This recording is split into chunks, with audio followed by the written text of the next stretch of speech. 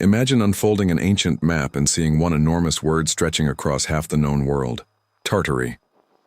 Now imagine opening a history book and finding a different name ruling over nearly the same lands, the Mongol Empire.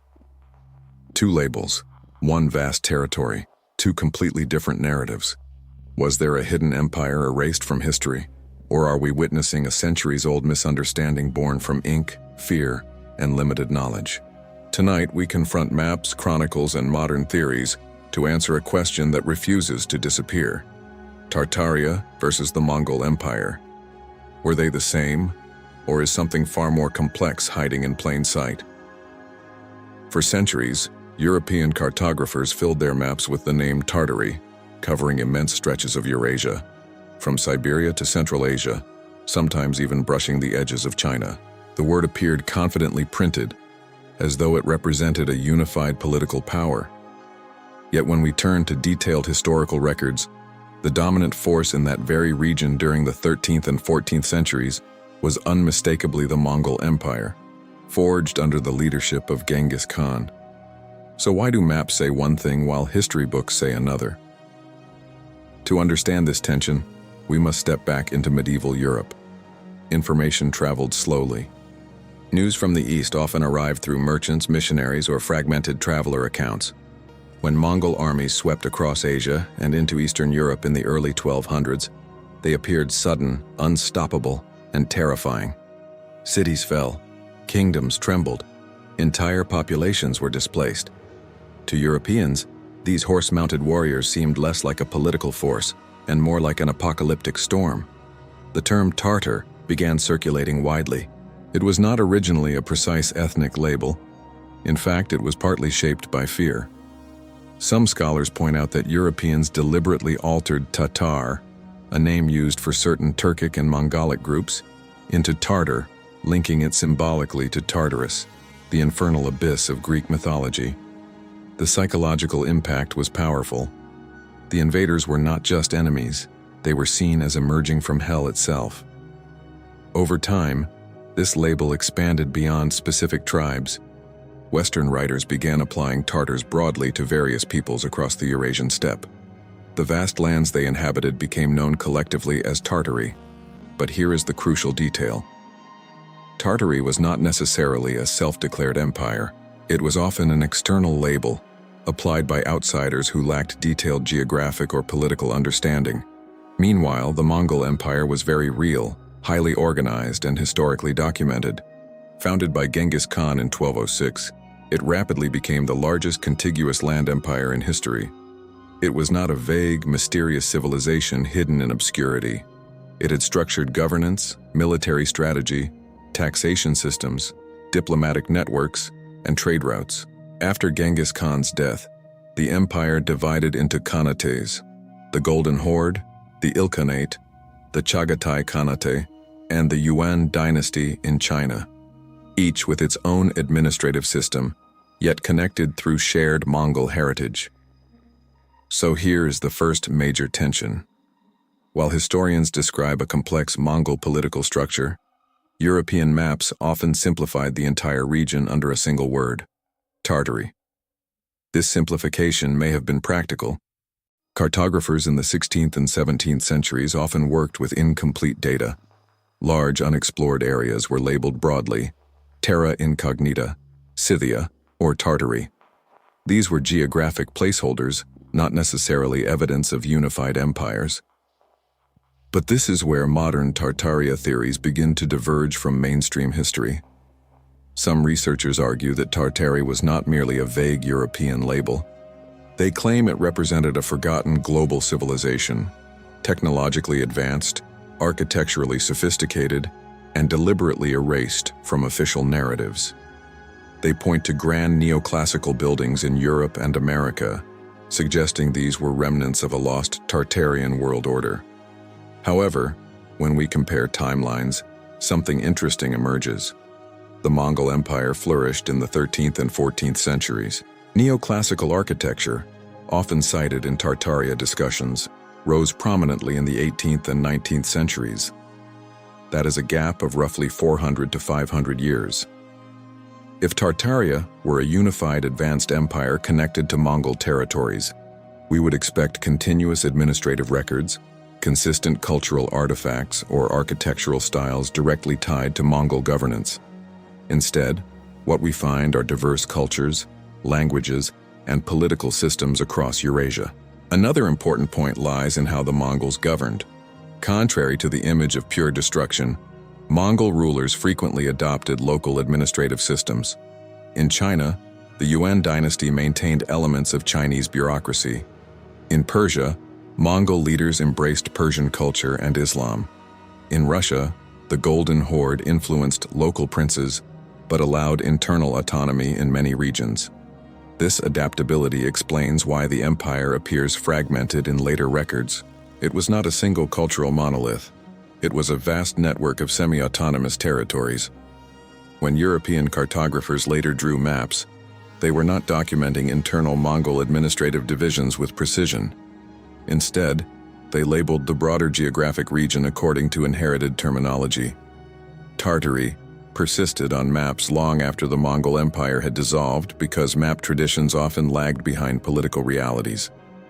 Names stick, borders change.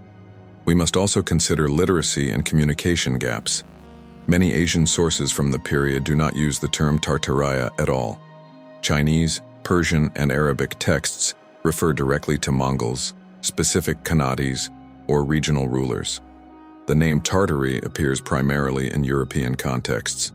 This suggests that Tartary functioned as a Western lens, a word that compressed vast complexity into a single, manageable term.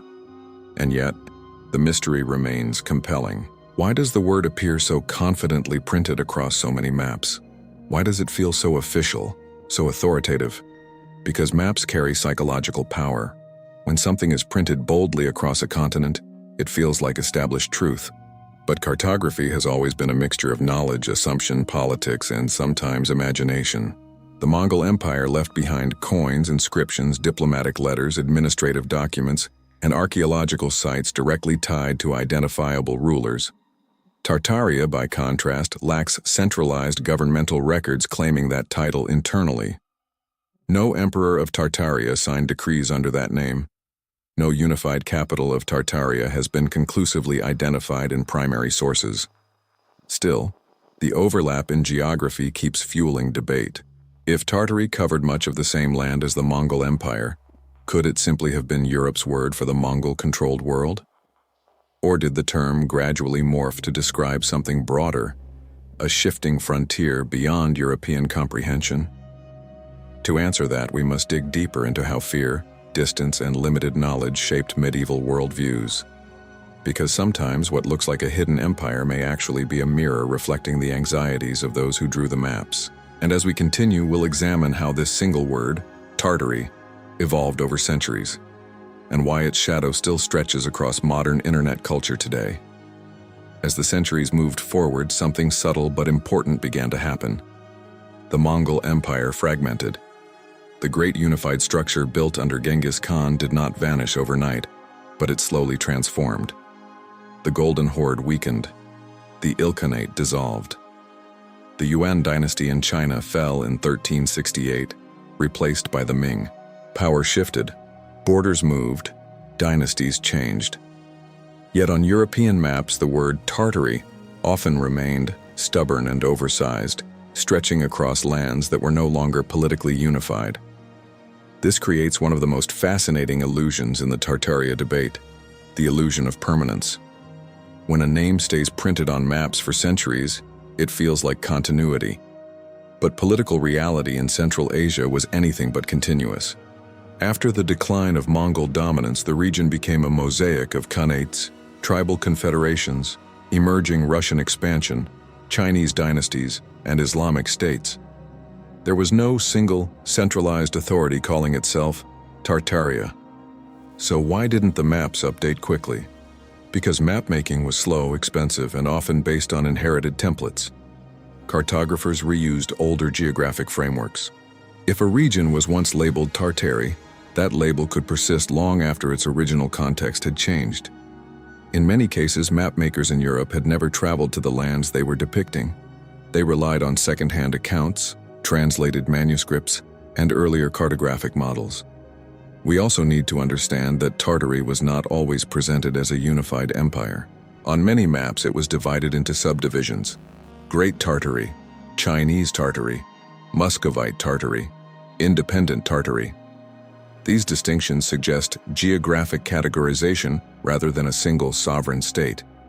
It functioned more like a continental descriptor, similar to how medieval maps used Scythia centuries earlier to describe vast northern territories. And here's where the comparison with the Mongol Empire becomes sharper. The Mongol Empire had identifiable leadership. Genghis Khan unified the Mongol tribes in 1206. His successors, Ogadai, Mongke, Kublai, extended authority across continents. There were official capitals like Karakorum and later Khanbalik, Beijing under the Yuan dynasty. There were diplomatic missions between Mongol rulers and European kings. We have letters exchanged between Mongol Khans and the Pope. We have tax records in Persia. We have Chinese administrative documents from the Yuan period. In contrast, there is no known archival record of a ruler signing documents as Emperor of Tartaria. No official decrees issued under a Tartarian imperial seal. No unified Tartarian bureaucracy described in contemporaneous Asian sources. The term remains largely external, a European umbrella applied to lands beyond detailed understanding. But the story does not end there, because modern Tartaria theories often argue that the absence of records proves suppression. They suggest that a powerful civilization was erased, its memory deliberately wiped. And at first glance, that claim feels emotionally compelling. History does contain examples of conquered cultures losing records. Libraries burn. Regimes rewrite narratives. Empires collapse. However, erasing an entire transcontinental advanced civilization would require eliminating evidence across multiple independent cultures: Chinese, Persian, Russian, Ottoman, Indian, European, all simultaneously and consistently. It would mean removing references from countless local archives, oral traditions, archaeological layers, linguistic traces, trade records, and architectural blueprints. The scale of coordination required would be unprecedented in human history. Meanwhile, the Mongol Empire left a complex but traceable footprint. Genetic studies show demographic shifts consistent with Mongol expansion. Trade networks like the Silk Road intensified under Mongol protection, a period sometimes called the Pax Mongolica. Artistic styles blended across Eurasia. Persian miniatures depict Mongol rulers. Chinese chronicles describe court life under the Yuan dynasty. Russian chronicles recount tribute payments to the Golden Horde. If Tartaria were something separate and technologically superior, we would expect distinct material culture tied specifically to that identity. Yet archaeological findings across Central Asia reveal steppe nomadic traditions, Islamic architecture, Chinese influence, Persian art, and later Russian expansion, but not a unified technological superpower hidden beneath them. There is also the linguistic dimension. The word Tatar historically referred to specific Turkic-speaking groups, some of whom were incorporated into the Mongol military structure. Over time, Europeans blurred distinctions between Mongols, Tatars, and other steppe peoples. Tartary became shorthand for a vast ethnographic unknown. It was less about political sovereignty and more about perceived otherness. This blurring is critical. When fear and distance shape language, precision collapses. To a 14th century European observer, the difference between a Mongol commander, a Kipchak warrior, or a Siberian tribe might have seemed negligible. They were all from the same distant, intimidating expanse. The name Tartary absorbed them all. Another revealing factor is the timeline of Russian expansion. Beginning in the 16th century, Muscovy expanded eastward into Siberia. As Russian cartographic knowledge improved, the enormous blank spaces labeled Tartary began to shrink. Detailed regional names replaced generalized ones. By the 18th and 19th centuries, Tartary gradually disappeared from maps, not because an empire was erased, but because geographic precision increased. When knowledge expands, vague labels die. Consider how early European maps labeled much of Africa with broad terms before colonial exploration filled in specifics, or how India, once referred loosely to vast parts of South and Southeast Asia. These were not unified empires under those exact names, they were approximations. So when we compare Tartaria and the Mongol Empire directly, a pattern emerges. The Mongol Empire was a historically documented political entity with identifiable rulers, military campaigns, administrative systems, and chronological boundaries. Tartary, on the other hand, functioned primarily as a geographic and ethnographic label used by outsiders. But here's the psychological twist that keeps the debate alive. Maps feel authoritative. A bold word across a continent creates the impression of centralized control, and when modern viewers rediscover these maps without historical context, the name Tartary appears official, almost imperial. Without understanding medieval cartographic conventions, it is easy to assume that Tartary must have been a unified state. The real conflict between Tartaria and the Mongol Empire may not be about hidden history at all. It may be about perception versus documentation, about how language shapes reality, about how a single word can carry centuries of misunderstanding. Yet we are not finished, because there is still one layer we have not fully examined: why the Tartaria narrative resonates so powerfully today, and how architecture, urban legends, and digital communities have reshaped this centuries-old label into something far larger than the maps ever intended. And as we continue, the question becomes even more intriguing. Not just what Tartaria was, but why we want it to have been something more. Now we arrive at the final and perhaps most revealing layer of this debate. Not the medieval past, but the modern mind. Why does Tartaria feel more mysterious than the Mongol Empire? Why does a cartographic label ignite more imagination than one of the most documented empires in human history? Because Tartaria represents a blank space. The Mongol Empire is structured, studied, explained. It has dates, rulers, battles, and archives. It fits inside textbooks. Tartaria, on the other hand, sits in the margins. It appears on old maps like a whisper from a forgotten world. It invites projection. And human beings are naturally drawn to unanswered questions. In the digital age, images of antique maps circulate without context.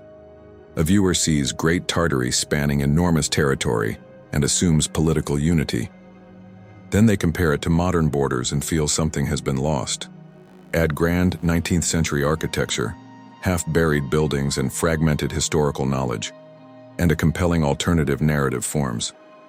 But when we carefully align timelines, sources, and material evidence, the picture stabilizes. The Mongol Empire was a real centralized power that reshaped Eurasia in the 13th and 14th centuries. It fractured over time, blending into regional states. European mapmakers, lacking precision and operating within inherited traditions, used Tartary as a sweeping geographic term for lands inhabited largely by steppe peoples, many of whom had once been under Mongol rule. Tartary was not necessarily a hidden empire rivaling the Mongols. It was a cartographic habit. As exploration increased, as Russia mapped Siberia in detail, as diplomatic contact expanded, the broad label became obsolete. It didn't vanish because history was erased. It faded because knowledge sharpened. And that may be the most powerful realization of all. The tension between Tartaria and the Mongol Empire reveals less about a lost civilization and more about how humans process uncertainty. When information is scarce, we create broad categories. When fear shapes perception, names expand. When later generations rediscover those names without context, mystery is reborn. So were Tartaria and the Mongol Empire the same? Not exactly. The Mongol Empire was a defined political entity with identifiable leadership and documented governance. Tartary was largely an external geographic label applied to vast and poorly understood territories. Territories that, at one time, were indeed dominated by Mongol power. The overlap in geography created the illusion of equivalence.